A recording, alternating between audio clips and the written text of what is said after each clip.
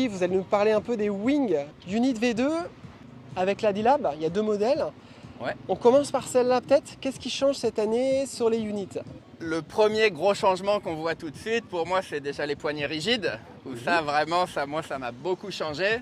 Je sais pas ce que t'en penses, Giuliano. Bah, ça a vachement changé. Avant, on avait des poignées où c'était des petites poignées, on avait dans les mains. Là, mine de rien, on a quand même des grandes poignées. On peut se déplacer sur les poignées. C'est un petit mix entre la slick avec le Wish et une poignée qui est quand même plus légère. Carrément. Parce que le Wish, ça apporte un peu plus de poids, mais on peut vraiment se déplacer avec les mains sur les poignets et ça reste une aile qui est très légère en main, quoi. Ouais. C'est vraiment le plus gros changement sur les units. Et puis, c'est un tout petit diamètre. C'est beaucoup plus petit que le diamètre du Wish de la Slick. Ça s'apparente un peu à diamètre d'une barre de kite. Exactement. Ok. Ouais. Et donc ça tout de suite, et le fait que ce soit rigide, ben, tu as beaucoup plus de contrôle, c'est direct. Parce qu'en fait, t'avais toujours avec les poignées non rigides un petit moment de mou entre ton aile et ce que tu veux faire T'as avec. un peu d'inertie dans les commandes. Un peu d'inertie parce que tu vas avoir un mouvement que quand tu vas vouloir tirer, tu as la poignée qui va tirer, qui va se déformer et après tu auras le mouvement sur l'aile. Alors que là en fait comme c'est rigide, c'est directement en contact. Enfin tu fais tout en direct, tu as vraiment et tu peux orienter ton aile du coup. Et non, ça me fait penser à un truc aussi. Moi, c'est vrai que j'aime bien. Tu sens que tu l'as vraiment sur la paume de la main. T'es pas au bout des doigts, tu vois ce que je veux dire? Et donc ça, personnellement, je trouve que c'est plus sympa. Tu ferais un peu le rapprochement avec les voiles de windsurf et notre Wish où on a une connexion qui est rigide finalement avec le gréement? Oui, c'est plus rigide, oui, mais par rapport à un Wish de windsurf, c'est un diamètre beaucoup plus fin quand même. Donc tu forces vraiment pas trop, c'est une grosse évolution pour moi. Et la deuxième grosse évolution, je dirais que c'est l'assemblage des panneaux qui, en fait, c'est vraiment tendu ici, sur le premier tiers, on va dire à peu près. Les fenêtres sont plus petites aussi, mais suffisantes pour voir. Et ça se fait que tu as quand même un profil beaucoup plus bloqué, beaucoup plus stable. En fait, ce qui se passe réellement sur les nouvelles, enfin ce qui a vraiment apporté une grosse évolution, c'est on va voir, tu vois, les renforts qui vont être perpendiculaires par rapport au boudin central. Tu parles des lignes là en fait? Les lignes d'assemblage en fait, la ligne d'assemblage, ce qui fait que ton spi va pas du tout se déformer quand tu vas tirer sur tes mains. Alors que les anciennes voiles, la unit, la version 1 en fait, les panneaux étaient assemblés dans la parallèle par rapport à la latte centrale, ce qui fait que là, on n'a vraiment pas de déformation dans ce sens-là. Tu as les oreilles qui vont pas s'agrandir, qui vont pas faire un grand rond. Ouais. Tu vois ce que je veux dire? Je vois bien parce que moi la Unit V1 je l'ai bien connue effectivement, surtout dans les vents forts quand tu étais en plage de Exactement, haute. ça se déformait beaucoup. Et ouais, elle poulpait un peu. Le spi s'arrondissait vachement. Et en fait, c'est ça où tu as une vraie différence. Le spi va pas se déformer. Ce qui fait que quand tu vas tracter, quand tu vas vouloir pomper avec, tout va être en direct. C'est-à-dire que tu vas pouvoir transmettre beaucoup plus facilement avec les jambes. Et ça, entre la poignée et la direction des assemblages, c'est vraiment une grosse différence. Donc conception plus rigide et puis mode de préhension, plus rigide. Ouais. Et en termes de pression et tout par rapport à la unit, le gonflage, l'épaisseur du bord d'attaque, ça a évolué ça ou visuellement pour moi non, mais est-ce que le bord d'attaque a changé d'épaisseur ou Le bord d'attaque il a changé un petit peu d'épaisseur quand même, il est un peu plus fin. Ouais, surtout sur les oreilles j'ai l'impression. Oreille même sur la partie centrale, elle est un peu plus fine. C'est moins rond. Avant, il y avait beaucoup de volume ici. Comme le ski était un peu moins tendu, tu avais vraiment un volume qui se créait là. Et ce qui fait que dans le vent fort, un peu, ça se déformait beaucoup. Ouais. Tu avais le mou du spi qui arrivait. Là, c'est quand même beaucoup plus tendu sur cette partie-là, donc ça va accélérer beaucoup plus. Concrètement, donc, je pense que ce qui intéresse aussi tout le monde, c'est les impressions sur l'eau. Ouais. Et donc, moi, la première fois que je l'ai essayé, direct, tu sens que tu vas plus vite, que quand tu sautes, ça te porte beaucoup plus, tu restes plus longtemps en l'air. Plus de sustentation. Ça remonte mieux au vent, enfin, c'est une grosse évolution. Et donc tout ça grâce à l'assemblage des panneaux qui rend la wing plus rigide et puis les poignées rigides qui sont géniales, quoi. D'accord. Et question, il y a des wings et des fabricants qui proposent des wings dans une surface donnée et des fois la taille n'a pas vraiment de correspondance par rapport à d'autres modèles du marché. Ouais. Par rapport à la unit de l'année dernière en 4 mètres, la plage basse, est-ce que ça tire plus? J'avais une 4 mètres unit V1, est-ce que je reprends une 4 mètres unit V2 ou est-ce que je dois taper dans des surfaces dessus, dessous? Non, je sais pas ce que tu en penses, mais concrètement pour moi, c'est une plus grande plage d'utilisation. Si tu aimais bien ta 4 mètres unit V1, moi je serais toi, je partirais. Moi c'est ce que j'utilise aussi tout le temps, 4 mètres. Avec la V2, tu vas avoir une meilleure plage basse et à la fois une meilleure plage haute. Tu vas la tenir plus loin et elle va être un peu plus puissante dans le petit temps. Bah après, ouais, ce que j'en pense, c'est que si tu avais une 4 mètres unit V1, si tu navigues dans les mêmes conditions, tu peux te permettre d'avoir une 3.5. D'accord, un peu plus de jus quand même. Ouais, Okay. tu as plus de jus, tu as plus de répondants parce que justement avec l'assemblage des panneaux, l'épaisseur du boudin, et ce qui fait que ta 3.5 va être assez puissante pour te porter. D'accord. Ce qu'il faut retenir, c'est qu'on va avoir un peu plus de patates avec celle-là, ou avoir un peu plus de rendement en plage basse. C'est pas pour ça que tu la tiendras. Oui, elle a une plage d'utilisation plus étendue. Grande. Donc après, tout dépend ce que tu veux faire. C'est sûr que c'est agréable d'avoir une toute petite wing, c'est léger et tout. Mais aussi, je pense que c'est agréable dans le tout petit temps. Ouais. Tu gardes une 4 mètres, mais tu auras un peu plus de patates que ton ancienne 4 mètres. Et donc, ça t'augmente ta plage d'utilisation. Ok. J'ai un petit truc à rajouter en plus. En sensation sur l'eau, mine de rien, on est tracté par l'avant de l'aile et on n'a plus de main arrière. Avant, ce qui était problématique, c'est que dès que tu voulais accélérer, tu avais beaucoup de main arrière, ce qui fait que tu neutralisais l'aile très rapidement. Tu décrochais, tu faisais vraiment décrocher tout l'extra d'eau. Ouais. Alors que là, tu as toujours une traction qui est au niveau plutôt la main avant, et ce qui fait que tu t'es tout le temps porté. C'est pour ça que tu vas plus haut, mine de rien. Là, c'est bon.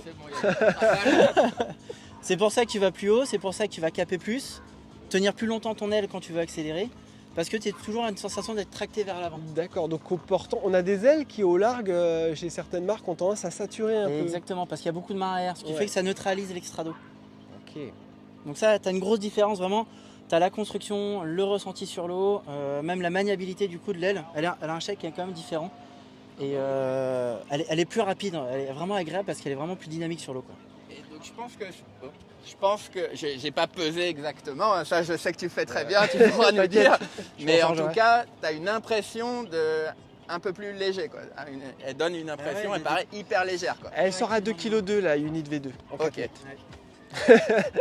Mais l'impression en tout cas, ça pèse rien quand tu la lâches au surf, vraiment. Moi je l'ai lâché complètement pour tester et ça te suit, ça vole Elle tout seul, est hyper neutre en free fly parce que ouais. La slick, c'est ce qu'on disait avec Giuliano, elle a tendance à tirer un petit peu, elle était plus à l'aise en free ride. C'est pas le même ride. programme, on va dire. Et la Unit V1 était déjà assez stable et du coup là tu gagnes encore. Okay. Voilà, vraiment, elle va rester neutre, quoi. Ça bouge pas. Ça bougera pas, quoi. Ouais. On n'a plus cet effet de balancier ou alors d'être tracté vers le bas. On a vraiment une aile qui est neutre et qui va vraiment se placer là où on veut. On avait tendance à voir sur la stick par exemple une aile qui balançait pas mal, mine de rien. Ok, on a changé de wing, là on est avec la D-Lab, l'autre version de la Unit. Dites-moi tout les gars. Pour résumer, pour faire simple, c'est vraiment la version... À part que c'est plus cher en fait. C'est juste... C'est plus cher, mais c'est vraiment un truc de ouf, quoi, pour moi. C'est vraiment la version surboostée de la Unit classique. C'est exactement le même shape, mais avec un nouveau tissu qui remplace le Dacron. Donc c'est ce tissu jaune un peu brillant qu'on appelle Alula. Et c'est un tissu qui a des super propriétés, qui est très rigide et beaucoup plus léger que le Dacron. Mais toi, tu avais les chiffres en tête là, sur la déformation. Je peux continuer. Donc, parce que j'ai fait une vidéo que je vous invite à voir. Vas-y, hein. Non, mais ouais, je l'ai fait vraiment bien détaillé, donc tu pourras voir sur ma chaîne. L'Alula, donc, c'est 82 grammes au mètre carré, là où le Dacron, c'est 160 grammes au mètre carré.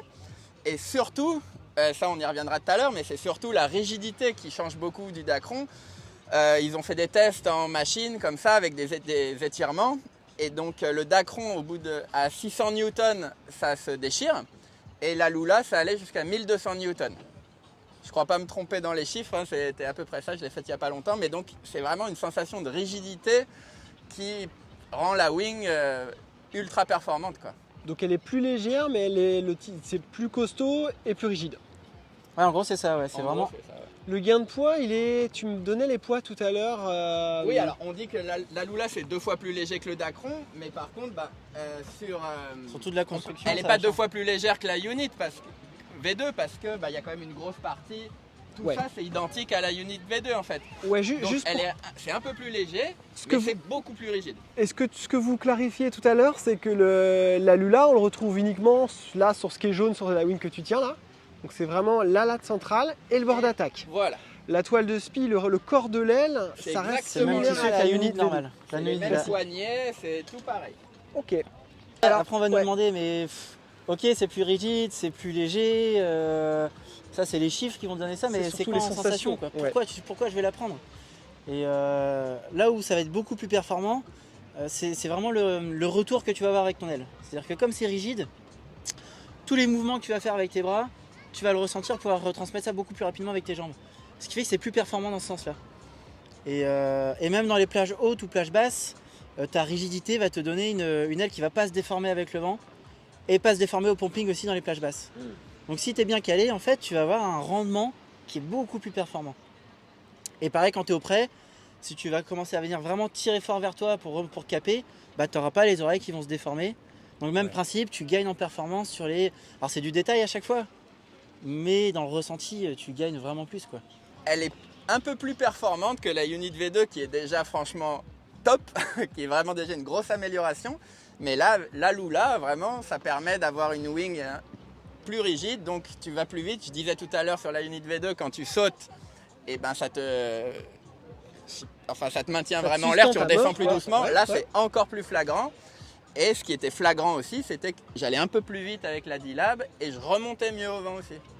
D'accord. C'est vraiment la version surboostée, quoi, top de chez top. Et la rigidité, toutes les marques globalement essaient d'aller vers plus de rigidité. Oui. Là, c'est le modèle, on va dire, ultra rigide. Ouais. À un moment donné, est-ce que ça vient pas entamer le confort? Alors, ça dépend des pratiquants, tu vas peut-être me dire. Alors oui, moi j'adore cette rigidité, mais je pourrais comprendre qu'il y ait des pratiquants plus petits gabarits ou si tu navigues plus souvent dans du vent fort qui pourraient reprocher presque ça. Mais il suffit de la gonfler un tout petit peu moins, c'est d'ailleurs écrit dessus, pour un peu plus de confort. Au lieu de la mettre, je crois que c'est 7 PSI, tu la gonfles à 6 et là tu retrouves un tout petit peu de souplesse, mais tout en gardant quand même tous les avantages de la Lula. En fait, comme ton tissu, il va résister plus longtemps à la déformation, tu n'es pas obligé de blinder, surblinder au niveau du gonflage, ce qui n'est même pas conseillé avec la Lula, parce que de toute façon, à partir du moment où tu as la pression normale, même si tu gonfles de plus, tu n'auras pas une rigidité plus importante. C'est le tissu qui va donner la rigidité. Alors que le Dacron, lui va un peu se déformer un peu plus, donc même si tu gonfles plus, tu auras plus de rigidité en soi, ce qui n'est pas le cas avec la D-Lab. D-Lab, tu as les recommandations, tu la gonfles avec les recommandations, et si tu veux amener de la souplesse et du confort, tu dégonfles un petit peu, tu la gonfles un peu moins, et ça va te donner vraiment cette sensation de confort, quoi. Je peux peut-être rajouter un petit truc, c'est aussi, je pense, des préférences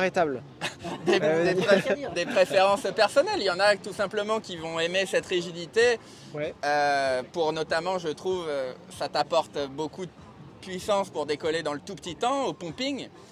Et dans le vent fort aussi, alors là c'est peut-être un tout petit peu plus physique, mais par contre tu la tiens plus loin qu'une wing souple. D'accord. Et ça c'est intéressant. Donc on a un gain de plage d'utilisation sur la unit, même important. La unit classique par rapport à celle-là. Voilà. Donc dans le vent fort comme dans le vent faible, on est censé gagner. Ok. Ouais. Et vous en freestyle, parce que vous envoyez un peu le pâté là, vous êtes la plupart du temps avec la D-Lab du coup j'imagine.